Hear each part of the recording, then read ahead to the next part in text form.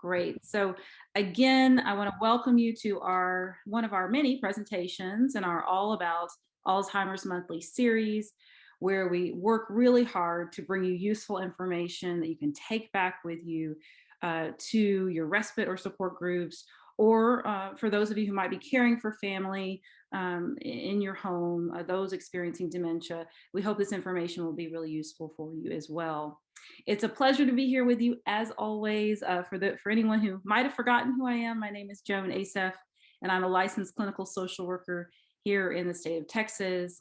I've spent most of my career working with older adults in a wide array of settings, including skilled nursing, which I'll talk a lot about today, hospice, home health, and psychiatric care, and private clinical practice. And I now teach at the University of Texas Steve Hicks School of Social Work, where I teach direct practice and gerontology specific curriculum as well. So as you can imagine, I've worked closely and extensively with both patients, persons living with dementia, and their caregivers and families. And I recognize the complex needs that are out there and the ways in which many people struggle through this disease process. So I'm very thankful for this opportunity to join each and every other week at this point and share some of this knowledge, try to synthesize some of this information in a useful way. So with that, we'll go ahead and get started. Of course, just a quick reminder about Alzheimer's Texas. As many of you know, Alzheimer's Texas is an independent local nonprofit that used to be known as the Alzheimer's Association of Capital Texas Chapter. They have been a privately funded voluntary health organization since 1982, serving Central Texans with Alzheimer's disease and their caregivers. So a long time of service now in our community.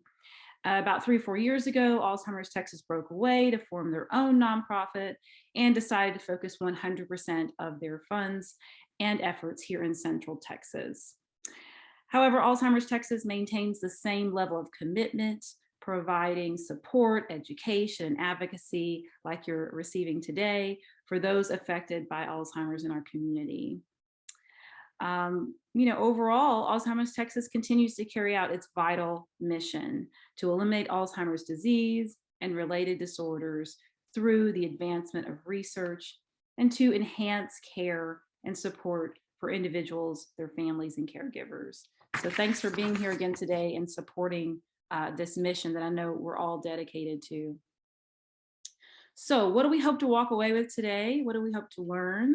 Well, we want to understand various levels of care for people living with dementia, including the services provided, the very specific services provided, and insurance coverage in terms of these services. I will not be able to cover extensive insurance coverage information today, but I will provide, I hope, a foundation in terms of this information that will help inform your research and your knowledge base. We also want to learn strategies for identifying the most appropriate level of care for a person living with dementia. That's really, the key task. We want to formulate key questions to help families and caregivers make the best choice with and or for their loved one living with dementia. And we want to think about and share ways we are supporting ourselves or others who are making decisions regarding the most appropriate of care, level of care at this time. All right, so those are some lofty objectives, but I think we can do it.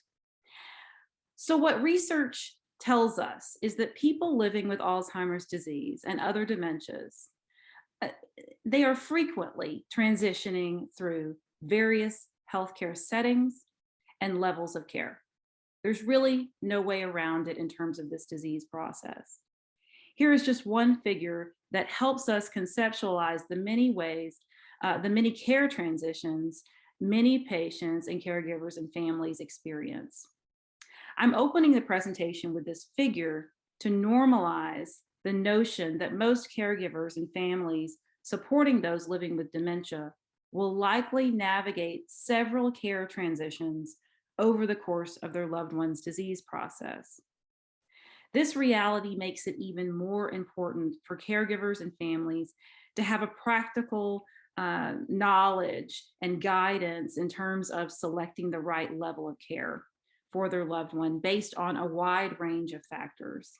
And we will cover many of those factors today and learn about various care options for people living with dementia and their families. I want to start out by saying that there are many reasons, as you probably already know, there are many reasons a person living with dementia and or their caregiver might want to and or need to change their level of care. These are just some of the signs and symptoms that might precipitate a need for transition in care for a person living with dementia. These signs and symptoms are similar to those often associated with the middle stages of Alzheimer's disease or other dementias, while some of these are related to a significant health decline or the caregiver's personal life circumstances, changes within those personal life circumstances. I want to be clear that these signs and symptoms don't necessarily mean that it's time for a person living with dementia to transition to a different level of care, but they are often some of the reasons caregivers and families either begin to consider a transition or are asked by a healthcare professional to consider a care transition. The need for a care transition occurs when these symptoms do not resolve with medical intervention, or the person is unable to recover enough cognitively, mentally, and or physically to return to their previous level of care. I won't read all of these to you. They're very clearly written here, but I want to note that mood or behavioral changes, a health event, discharge from the hospital, and a change in the caregiver's life circumstances are some of the most common factors I saw professionally over the course of my career as reasons why caregivers and families were seeking a different level of care for their loved one. And I'm sure that resonates for some of you listening or attending today. At the end of this presentation, I welcome you to share some of the signs and symptoms you have seen in your work experience or as a caregiver that told you it was time for a different level of care for a person living with dementia. So I welcome that conversation. So selecting the right level of care for a person living with dementia involves carefully considering a combination of factors and making the best decision possible with the information and the resources available to the caregiver and families. First, it's important to consider the best environment for the person living with dementia, based on their previously expressed and current preferences and values. Because we know with the dementia experience and the progression of the dementia disease process, that there are personality changes. So even if someone previously expressed certain wishes or had certain preferences, those could potentially be different after the onset and progression of dementia. But we want to keep both those previously expressed wishes and their current preferences in mind in this decision-making process. For example, if a person living with dementia historically did not like being around large groups of people, or maybe they only eat foods that are specific to their culture or family, then a large skilled nursing facility with limited meal options and large groups of people moving around all the time would probably not be the best fit for that person. However, caregivers and families must also consider their loved one's actual care needs. For example, if a person living with dementia needs a mechanical or what we often call a Hoyer lift because they can no longer bear weight, then this type of care is usually only available or often only available in a skilled nursing facility setting, but not available in every assisted living or smaller personal care home setting. And I'll talk more about those settings in just a little bit. It's also vital for caregivers to honestly assess what level of care they are able to continue providing, recognizing that this ability changes over time for caregivers for many reasons. I've worked with caregivers who all of a sudden found themselves taking care of their grandchild, and they were no longer able to provide care for their loved one living with dementia. There are so many reasons why why the caregiver's ability to take care of their loved one might change over time. Last, but certainly not least, the caregiver or family must consider what type of insurance coverage and personal financial resources are available to pay for various levels of care. While this presentation, as I mentioned, will not cover the exact cost of various levels of care, we know that much of the long-term care provided in Texas is done so at an out-of-pocket expense to patients and families.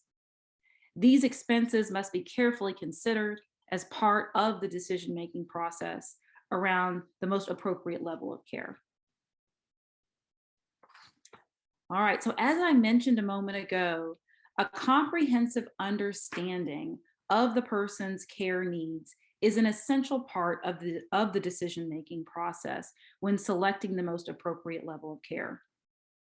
Here is a pretty comprehensive, though there could be some additional considerations that are not listed here, but this is a pretty comprehensive list, a checklist to help caregivers and families determine their loved one's care needs. If a person with dementia is discharging from the hospital or going to a doctor's visit, this can be a helpful reference list to inform the caregivers or family members questions that they would like to bring in to that doctor's visit or to their hospital visit with the attending physician. All of these care needs are important, and some of these needs can greatly influence the decisions around which level of care is most appropriate for a person living with dementia. For example, having a clear understanding of the person's needs for assistance with activities of daily living, such as bathing and incontinence care, are essential for selecting the appropriate level of care. It's also important to ask the person's attending or primary care doctor what level of care they would recommend based on the person's current needs and condition. Then caregivers and families can critically examine for themselves what they can provide and if they can provide that level of care at home, or whether they need to consider an alternative setting for their loved one. One other vital consideration listed here in terms of making a care transition decision is the level of care covered by Medicare, Medicaid, or another private insurance, such as a long-term care insurance policy. When I started practicing over a decade ago, many people did not have long-term care insurance policies. And I think to a certain extent that still is the case, that many people over the course of their careers just did, or the course of their lives did not purchase them. But we are starting to see a slight uptick in folks who do have long-term care insurance policies. So it's very important for caregivers and families to research their loved one's coverage prior to making a care transition decision. If the person is in the hospital or a skilled nursing facility, social workers or case managers are often available to help with exploring the patient's level of insurance coverage and providing this education to caregivers and families. It's very important for those involved in making these decisions to understand what is covered and for how long, and what is not covered under the patient's insurance. It can really help prevent very stressful surprises, financial hardships down the line. In a few moments, I will touch on Medicare and Medicaid coverage available to many people living with dementia in certain settings. So I'll provide some kind of foundational information on that. So the question that many caregivers and family members grapple with is, which level of care is most appropriate for my loved one?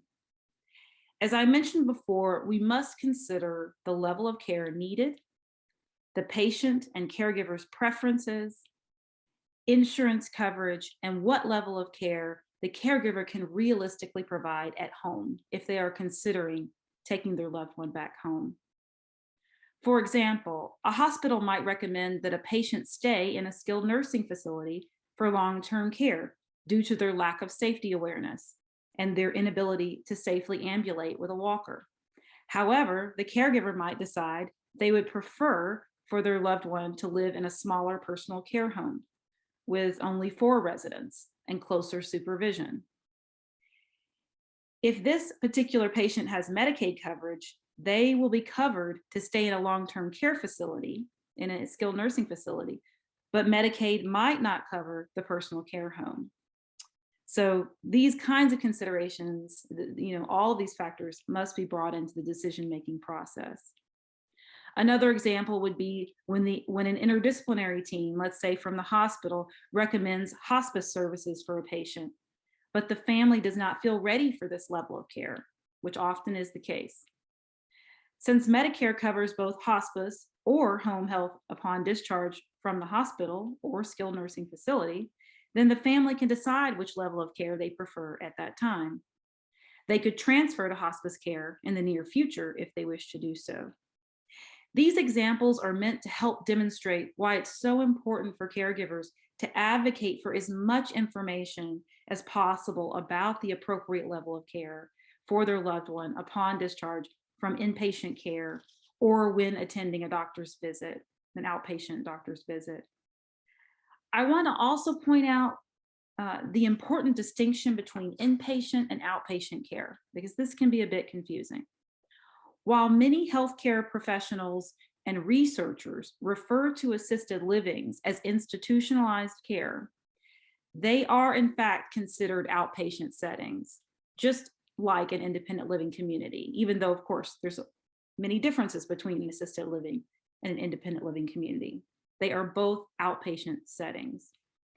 This distinction is important when caregivers and families are communicating with their insurance companies about their loved ones, where their loved ones are located, and which placement options they are considering. For the purposes of this presentation today, I will only cover the inpatient skilled nursing facility and inpatient hospice settings, along with the outpatient settings you see listed here. The reason that I'm not covering the long-term acute care, inpatient psychiatric care, and freestanding short-term rehab settings is that these settings are less likely to admit people with middle to later stages of dementia for various reasons. It doesn't mean that some people with dementia would not be treated in these settings. It's just less likely that they would admit patients with advanced dementia symptoms or patients approaching end of life. And that really is due to the high level of need that patients have when they're in those middle to advanced stages of dementia or as they approach end of life. If you have questions about those levels of care, I would be happy to answer them at the end of the presentation. So I definitely welcome those questions. All right, so with that, let's start by looking at one of the highest levels of care available, which is inpatient skilled nursing facility care, what many people commonly refer to as a nursing home. I want to note that Medicare can cover a short-term stay for a person living or staying in a skilled nursing facility for up to 100 days. But the person must be admitted to the hospital over 3 midnights. And I know that sounds very specific, but it's really, really important. They must be admitted to the hospital for 3 midnights and must be able to participate in rehabilitation services such as physical, occupational, and/or speech therapy to qualify for this benefit. Even when they qualify for the benefit, only 20 of those days are covered at 100% under Medicare. After day 21, the patient or family becomes responsible for the copay, which is currently $190.50 per day. Quite a steep cost for many people if they don't have a supplemental insurance that could pick up that copayment expense. It's also important to know that the patient must be able to continue participating in the rehabilitation services for the short-term Medicare coverage to continue. Otherwise, if they're not able to participate, this coverage will end and the expense for this level of care will become the patient and family's responsibility. With the exceptions of the hospital, inpatient hospice care, and other short-term acute care settings, the skilled nursing facility is the only level of care that is guaranteed to provide 24-hour skilled nursing and nurse aid services. That is the real distinction, the most fundamental distinction between skilled nursing and assisted living. And I'll talk more about assisted livings in just a few moments.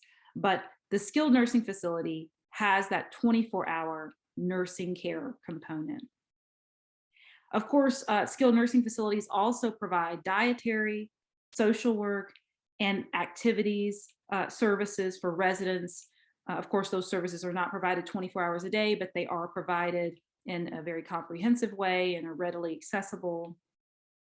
If a person is not receiving rehabilitation services in the skilled nursing facility, they can receive hospice services in addition to the baseline services that are provided here in skilled nursing, which is really a wonderful addition to the care they're already receiving. It's kind of a wraparound extra layer of nursing care in the skilled nursing setting.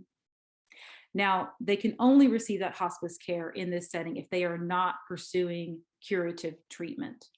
So generally, you cannot pursue hospice care if you are pursuing curative treatment. And I'll go over that again in just a few moments. All right, so when I was a director of social services for 2 skilled nursing facilities for about a decade, not at the same time, but sequentially, I often educated families on the fact that Medicare does not cover long-term care in a skilled nursing facility or anywhere. And that was often a surprise to many folks, which is understandable, right? You think, oh, Medicare, that will probably cover all of my care needs. But in actuality, Medicare does not cover long-term care. Medicaid or a person's private long-term care insurance are the only insurance coverage options for people seeking long-term care in a skilled nursing facility. In terms of Medicaid, the person must qualify both financially and medically to receive this insurance coverage for their long-term care, and family members must apply on behalf of their loved one living with dementia. Otherwise, long-term care in a skilled nursing facility is an out-of-pocket expense, which in Texas averages around $4,200 per month. A very steep cost for many people, as I said before, right? A lot of steep costs that we're talking about. Some skilled nursing facilities have dementia-specific features, such as a wander guard system that goes off if a person with dementia gets too close to an exit. Some skilled nursing facilities have fully formed memory care units, but these features vary greatly from facility to facility. At the end of the presentation, I will share some questions that caregivers can ask when considering a facility for their loved one. And these questions will help them access information about dementia-tailored services and facilities, which is really important to consider when looking for placement for someone living with dementia. And finally, skilled nursing facilities are highly regulated by the state and actually by the federal government as well. So there's a lot of oversight in these settings, meaning residents and their loved ones have outlets for formal grievances and accountability for the care of their loved one outside of simply working with, directly working with the facility administration. So just another important point to keep in mind. Another high level of care that can meet complex needs of persons living with dementia is inpatient hospice care. For a person to qualify for hospice care in general, an attending physician must certify that a person is in a terminal condition, which is defined as having a life expectancy of 6 months or less.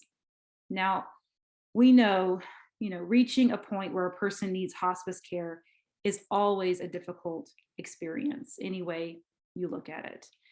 But I will say that inpatient hospice care is a very comprehensive level of care. that strives to meet the patient's physical comfort, physical needs, spiritual, and end of life planning needs. So it's a very comprehensive level of care that really considers all of the biopsychosocial, spiritual, and cultural needs of the patient. In this inpatient setting, the patient and family are served by an entire team, including nursing, social services, a chaplain, and nurse aide as well. Inpatient hospice care is usually covered at 100% by Medicare or other insurance coverage, and is also highly regulated by the state in terms of oversight. So this is a very accountable, regulated setting. It's also important to know that a person must have a complex or hard to manage array of symptoms, such as uncontrolled pain or unmanageable respiratory distress, to qualify for inpatient hospice care. And that's a really important distinction to remember. Otherwise, most hospice services today are provided where the patient lives, such as at home, an assisted living, or a skilled nursing facility. For example, for the most part, Austin really only has one inpatient hospice center, which is Christopher House, which many of you might be familiar with, which is run by Hospice Austin. Otherwise, most hospice care in Austin is provided where the patient resides. So just important to keep in mind. All right, so at this point in the presentation, I'll be sharing various outpatient levels or options for care for those living with dementia. So we've shifted over into looking at outpatient options at this point. The least restrictive option in terms of care is an independent living community, or what we commonly refer to as a retirement community. And I say least restrictive as compared to home, right? Many retirement communities today are part of a larger continuum of care community where a person can eventually move into an assisted living or memory care unit, and then eventually skilled nursing as their care needs change over time. However, there are many freestanding independent livings that do not offer a continuum of care. So that's really important to know as folks are considering a certain community. Do they offer some kind of continuum of care? Okay. When considering an independent living option for a person living with dementia, it's very important to consider what level of attendant care would be needed for the person to be safe and to live successfully in this setting. Many independent living communities offer limited or no assistance with activities of daily living or meals, cleaning services. So these attendant care services are usually an out-of-pocket expense for the person or for the family. And that's a really important point to remember, that the family may be in a position to be hiring these services and bringing them in if they have their loved one in an independent living setting. Some independent living communities might contract or make referrals to agencies that provide attendant care for assistance with activities of daily living or cleaning or other needs. But other independent livings do not provide any assistance, even in terms of referrals for this type of care. So when considering this level of care, and really it's not a level of care, it is an option, right? Kind of more like a placement option for your loved one. It's important to ask about what types of care support services or continuum of care options are available, if any. My stepfather is in an independent living community right now as we speak. He's 80 years old and he's doing well. And they offer no referrals and no assistance with activities of daily living, which is fine for him right now, but certainly something that, my family will be mindful of as his needs change over time. So that's just one personal example that I could offer there. All right, so over the past 30 years or more, assisted livings, and especially what we are now commonly referring to as memory care units or memory care facilities, have become a very popular option for people living with dementia. Assisted livings provide various levels of assistance with activities of daily living. but they can vary greatly in their admission criteria and the levels of assistance provided.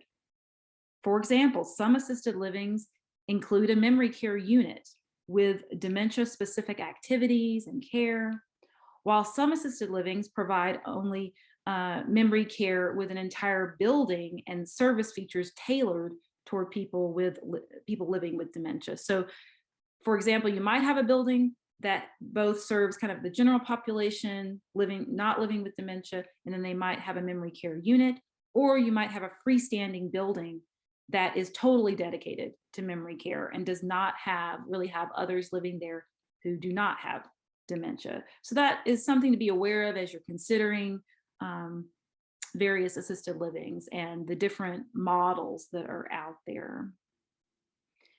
All right. Assisted livings that strictly function as memory care facilities often have staff trained in dementia care best practices.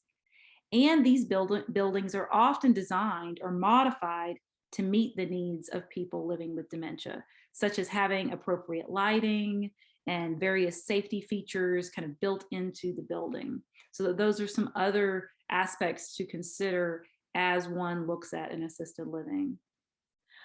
While there can be many differences between an assisted living and a skilled nursing facility, the main difference is that assisted livings don't necessarily provide that 24-hour nursing care on site. And again, that's the distinction I mentioned earlier.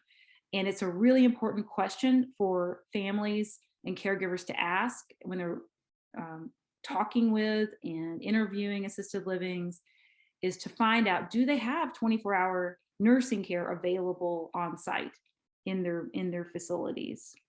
Some do and some don't. And so it's a really important question. Assisted livings also vary greatly in terms of their cost, as you can imagine, for various levels of care, such as additional fees for care needs as the person's condition changes over time. So for example, if someone needs assistance with bathing, or they now need assistance with ambulation, that might cost more. There might be an additional fee. So understanding what those additional fees look like and would be is really vital as someone considers, it's a vital question as someone considers an assisted living. In addition to the services provided by the assisted living, hospice and home health services can usually be provided for the patient living in this setting as well. They're covered through their Medicare, but those service providers are allowed to come on site, just like with skilled nursing. They can come in and provide that level of care. However, assisted livings are not covered by Medicare. As I mentioned before, no long-term care option is, and there are very few assisted livings in Austin that accept Medicaid. So Medicaid will cover an assisted living, but many assisted livings do not accept Medicaid. And so there's limited options for folks using Medicaid and looking for an assisted living. Some long-term care insurance will cover assisted living costs, but that coverage varies depending on the person's individual long-term care policy. And so each family would have to look into that coverage and see what they have.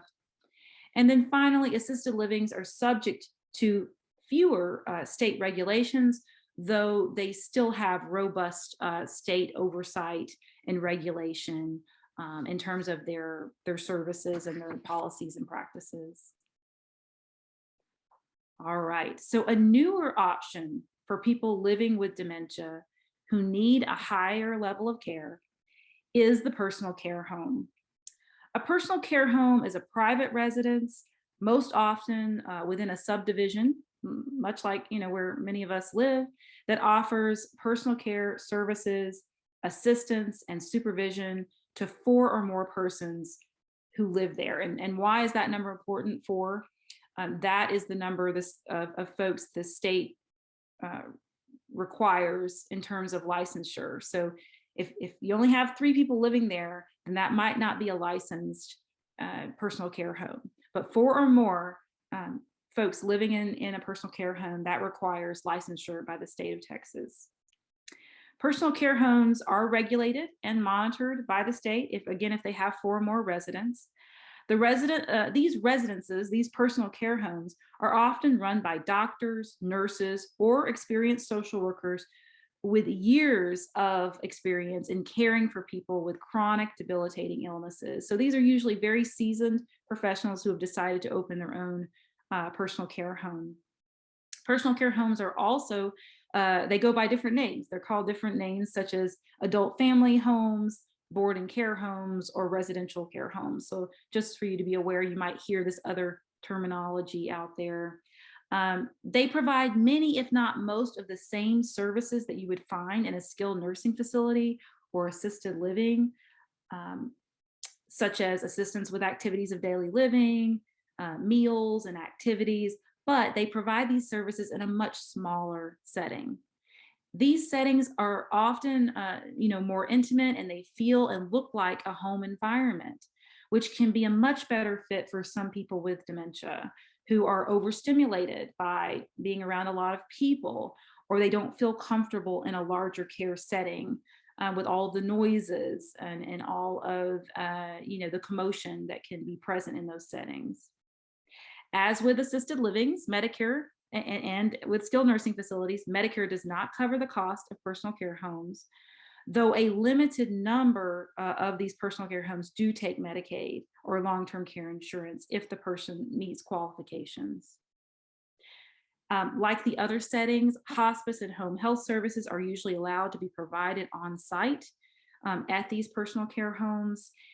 And when I worked in skilled nursing, I just want to share, I sometimes helped residents with dementia discharge from the skilled nursing facility to a personal care home because, frankly, the skilled nursing facility was simply just overstimulating for them. It was not the best environment for them.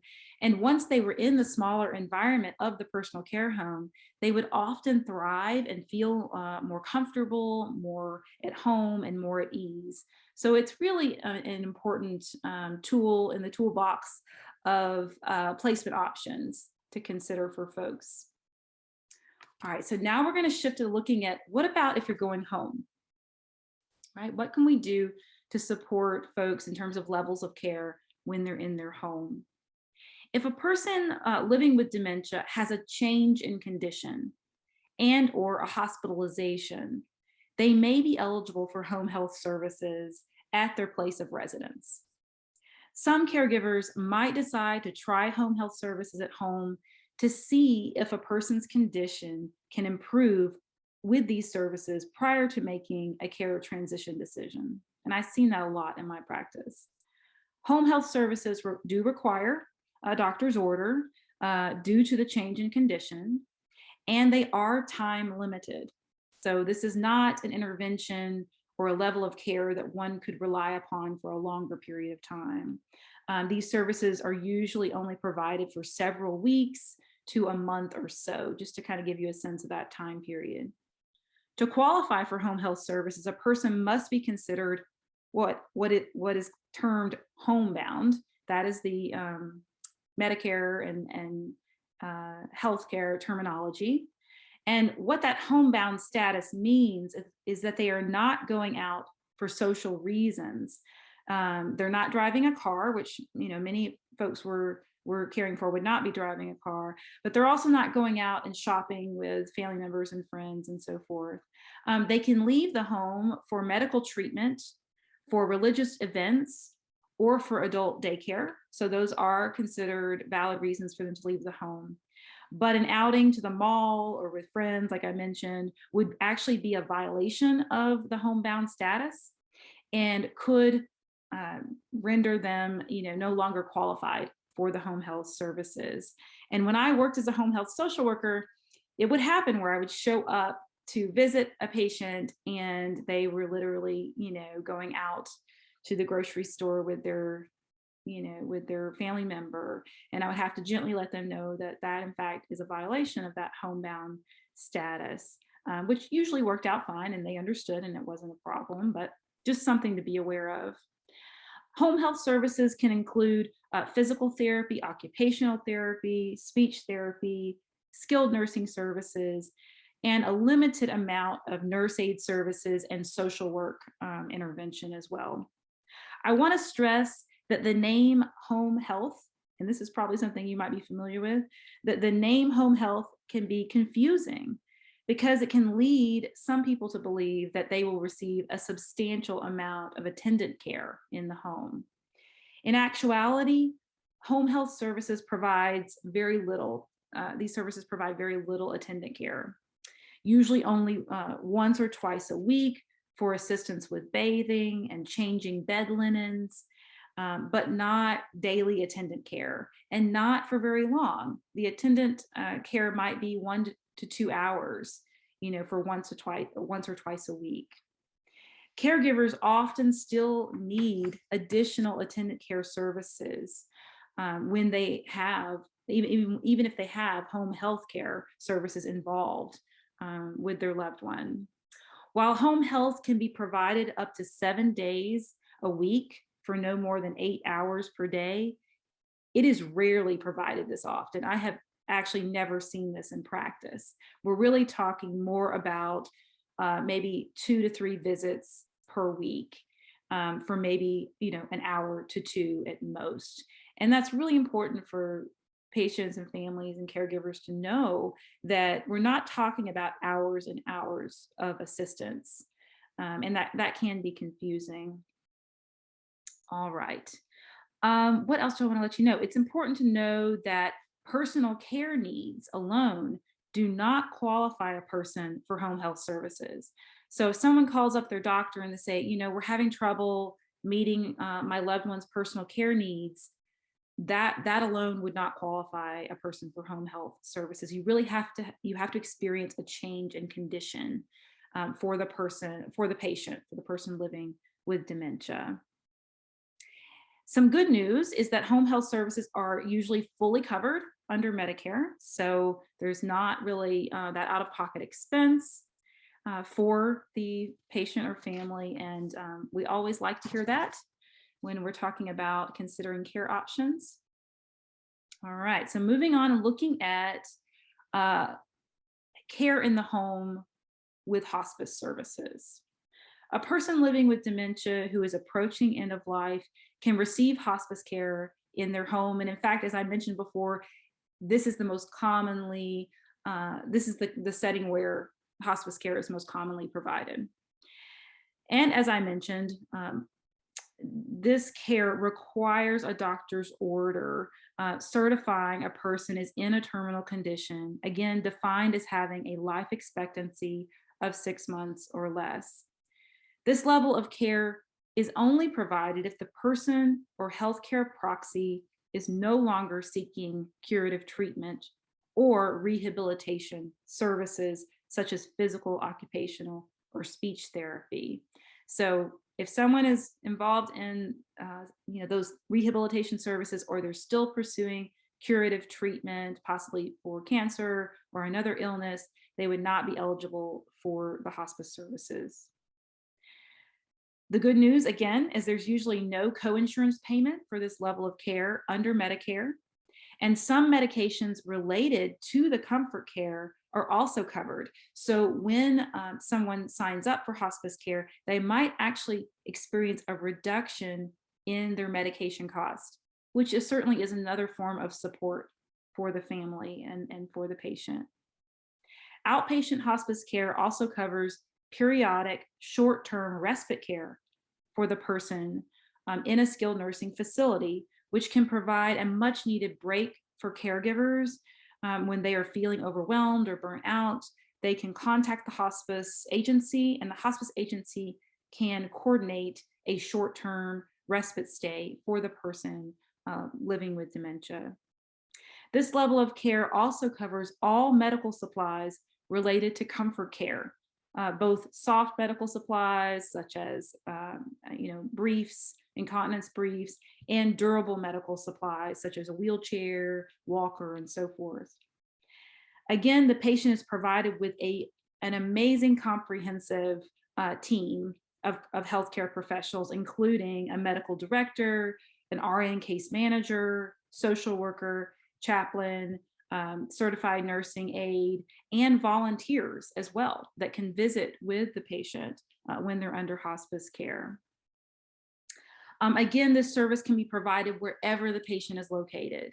So it can be provided in skilled nursing facilities, assisted living, in the home, and some inpatient centers as well.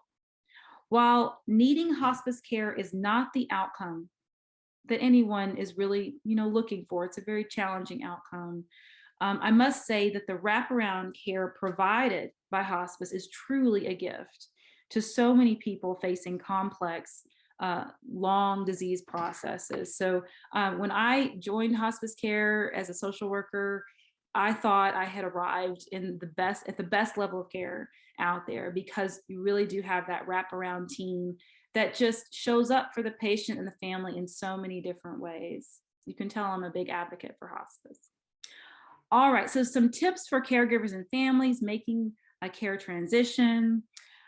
First, if a loved one is a veteran, it's really important to explore their coverage through the VA. The level of assistance available to each veteran varies depending on their level of service. So it's important to check with the VA to find out exactly what benefits a person might be eligible for, such as attendant care or skilled nursing facility coverage. So it really just depends on that level of service. It's also really important to discuss options you are considering with the person's healthcare team. Healthcare professionals, such as the person's doctor, their physical therapist, or nurse practitioner, can provide clear and comprehensive assessment information to help families make decisions regarding the most appropriate level of care. As I mentioned before, it's also important to carefully consider the wishes, the personality, the preferences and beliefs, and the previously stated hopes and wishes of the person when making these care decisions. If the person, living with dementia was extroverted or more introverted, it's really important to take that into account as you make these decisions. Do they like spaces where music is playing and people are constantly talking, or would that really bother them? Really important questions to consider. And these questions can help families make the best decisions in terms of the most appropriate level of care. When possible, and I know this is not always possible, plan ahead with making decisions regarding the best level of care for a person living with dementia. If there isn't a fee, and sometimes there is a fee for signing up on a wait list, but if there isn't a fee, it can't hurt to get on waiting list and to tour assisted livings or skilled nursing facilities or personal care homes in your area that you have seen, that others have mentioned or referenced. It's also helpful to prepare questions before touring facilities or interviewing service providers. And I have a long list of questions on the next two slides that will be available to you, and you're welcome to utilize that list and share it with others. And I think that list can help families develop their own personalized list of questions that they wish to ask. Another helpful strategy is to talk with other caregivers and families about their experiences in various facilities and locations in their local area. When a family tours a location, they can ask for referrals to family members who have placed their loved ones in that facility. And if the facility is not able to provide those referrals, then that's really a red flag. You might want to, consider that as a sign that might not be the best place for your loved one if they can't provide those referrals. Here is another reminder for caregivers and families to be realistic about finances for long-term care, and consider talking to a financial planner or elder care law firm if possible. And I know that's not always possible due to personal resources, but it can be really important to take a deep dive into those finances, into that insurance coverage, and really understand what is possible.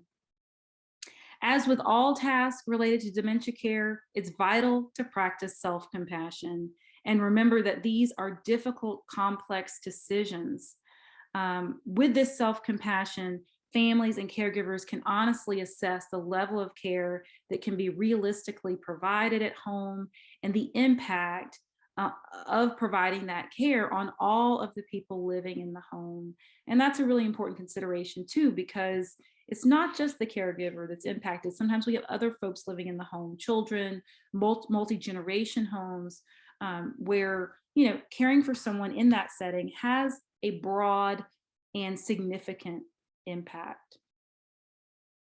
So here's the long list of questions that I promised. We're not going to go through all of these today. That would probably take us a couple of hours to do.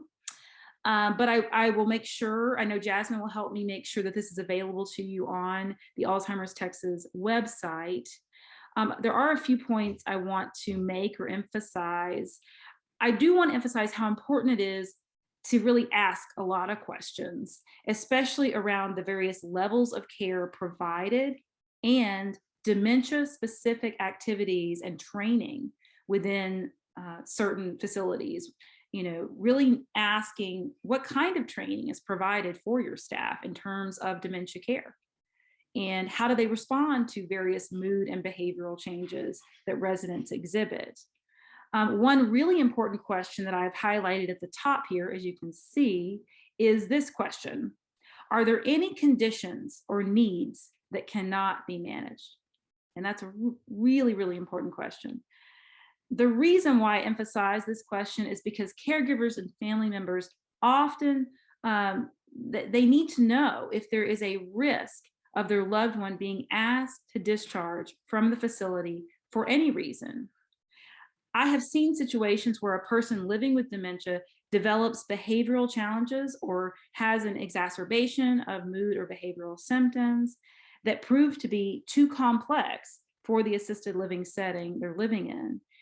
If there are limitations on the care a facility can provide, it's important for families to know this information prior to admitting their loved one to the facility or to the care center.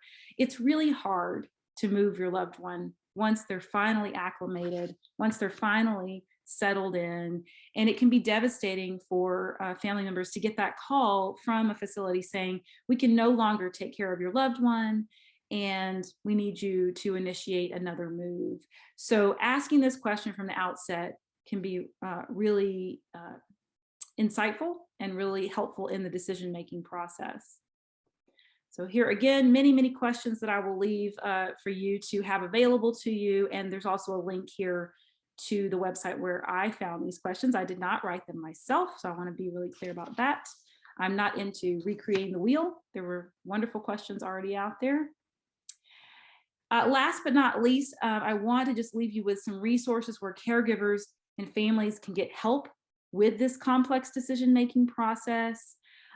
Aging and disability resource centers designated by Texas Health and Human Services can help Texans find personal care, nursing care, and help at home and other long-term care settings, and they can talk with them about those options.